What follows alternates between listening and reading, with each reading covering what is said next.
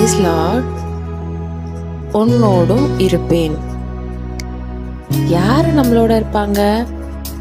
நான் மோசேயோடு இருந்தது போல உன்னுடனும் இருப்பேன் அப்படின்ட்டு தேவன் சொல்றாரு.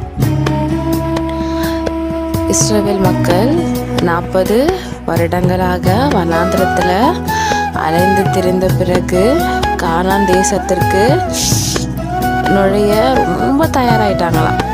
பல கஷ்டத்தை அனுபவிச்சிட்ட பிறகு கானான் தேசத்தை என்ன பண்ண போறாங்களா, அப்படி தூரமா பார்த்துட்டாங்களாம். கொஞ்சம் தூரம் தான் இருக்கான்.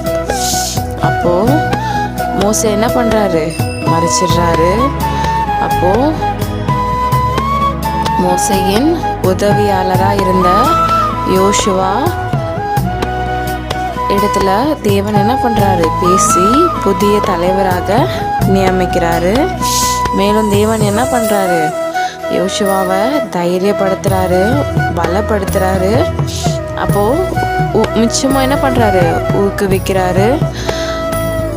நான் மோசேயோட இருந்தது போல உன்னுடனே இருப்பேன்னு சொல்லிட்டு யோசுவாவோட ஒவ்வொரு அடியிலும் என்ன பண்ணாராம், தேவன் அவங்கள வழி நடத்தினாராம்.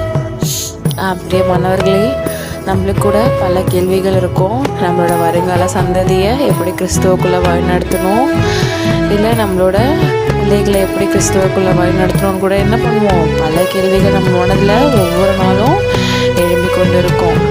ஆனால் ஒன்றை மட்டும் மறந்துடாதீங்க, மோசேவோடு இருந்த தேவன் யோசுவாவை கொண்டு இஸ்ரவேல் மக்களை வழி நடத்தினார். அப்போது உங்களையும் கொண்டு என்ன பண்ணுவார், உங்கள் பிள்ளைகளையும் உங்கள் பிள்ளைகளின் சந்ததியை கூட என்ன பண்ணுவார், வழி நடத்துவார். ஆமென்.